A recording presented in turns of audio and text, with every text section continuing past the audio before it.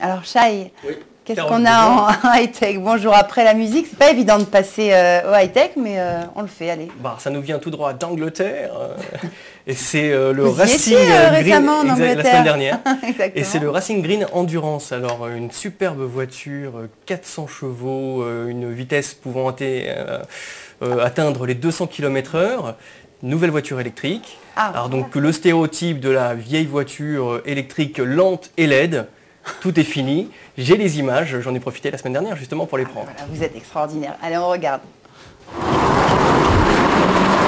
Non, vous ne rêvez pas. Il s'agit bien d'une voiture électrique qui défie la vive allure devant vos yeux ébahis. Des allures de voiture de course, un moteur de 400 chevaux et une vitesse pouvant passer de 1 à 100 km/h en seulement 7 secondes. Un véritable miracle. Ce sont des jeunes étudiants de la faculté de Londres qui ont mis au point cette voiture électrique d'un nouveau genre. Plusieurs années de travail et un investissement colossal pour redonner un coup de neuf aux voitures électriques.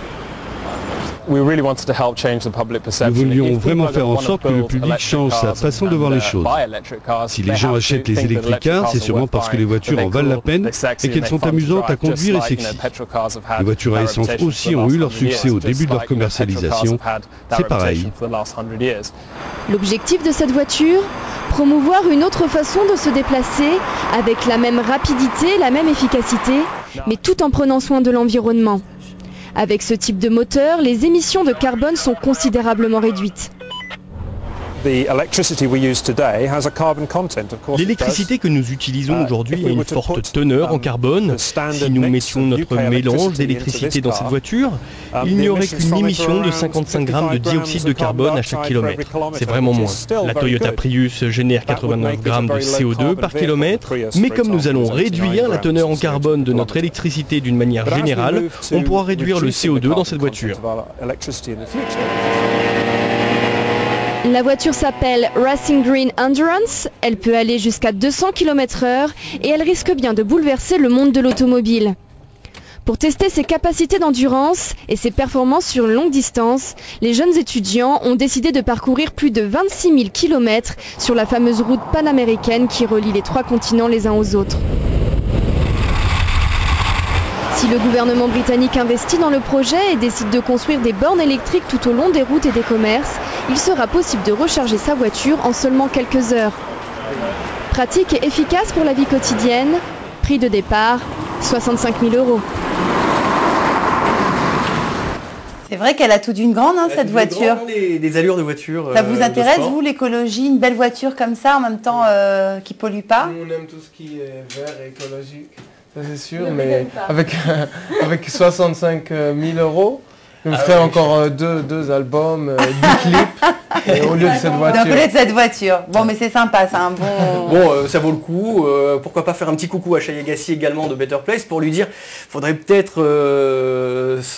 Quoi, la rendre plus jolie? Ouais, la rendre plus jolie, puisque là on a vu tous les modèles qui vont sortir. Écolo, oui, mais il faut que ça soit toujours très... faut rendre sexy les modèles. C'est dandy écolo, vous, en fait. Faut rendre sexy les modèles. Faut rendre sexy les modèles. De voiture, vous parlez? De voiture, bien sûr.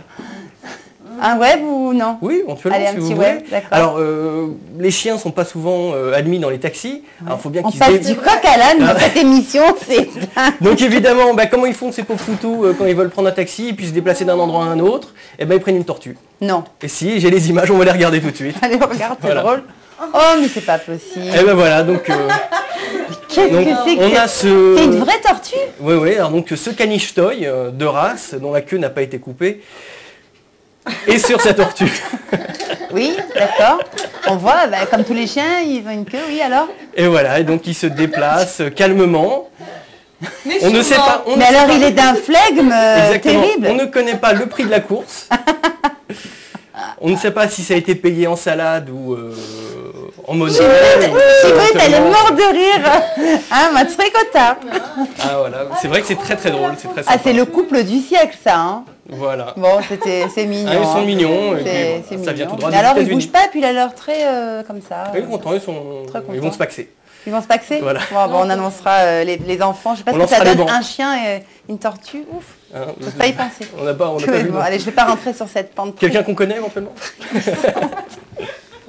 Merci Shai. Et Shai, vous avez quelque chose dans le domaine de la santé à nous offrir? Et justement, on va parler de bébé, allez, des dangers d'alcool avec le bébé. J'ai une image qui devrait s'afficher maintenant à l'écran. Vous allez lire le petit message qui est dessus. Mama bébé, bébé, bébé. Donc on pourrait traduire ça de l'italien, bimbo bébé, pardon. On peut traduire ça de l'italien, maman boit, bébé boit ou bébé trinque également. Oui, c'était ça, c'était maman boit, bébé trinque. Exactement, alors donc campagne choc, encore une fois, d'une des filiales de Benetton, la Fabrica, la boîte à idées. Donc toujours avec des campagnes choc, on les connaît, ces campagnes italiennes. C'est pour sensibiliser évidemment les femmes à ne pas boire d'alcool. Là, vous avez vu ce petit bébé, cet embryon en fait, dans un verre de spritz. C'est un alcool du nord de l'Italie. Le spritz, vous êtes bien renseigné. Je suis très mal été, je connais bien. Et malheureusement, 65% des femmes italiennes ont une consommation d'alcool durant leur grossesse. Alors ça provoque évidemment de gros problèmes de formation du bébé. C'est très très grave. Donc, il faut réduisez la boisson pendant 9 mois. Oui. Alors, en fait, après, on se rattrape. Alors, par contre, la boisson. Arrêtez. Par contre, il n'y a pas eu de recherche vraiment ciblée sur la quantité d'alcool ingérable et qui serait dommageable pour l'enfant également. Donc dans le doute, on s'abstient. Exactement, on ne sait pas si à partir d'une goutte ou à partir d'un verre. Donc dans le doute, exactement, faut s'abstenir. Faut s'abstenir. Oui, tout à fait. On voit ce que ça fait après, justement, grand bébé. Faut s'abstenir et puis surtout faut s'abstenir aussi quand on prévoit de faire un enfant. Puisque il paraît aussi qu'avant la conception, ça peut être un problème pour la fertilité, mais également aussi pour le développement du fœtus. Ça devient carrément... c'est-à-dire si on dit quelques mois avant qu'on a envie de faire un enfant, on ne va pas, on reste sobre, c'est pas très grave finalement, non?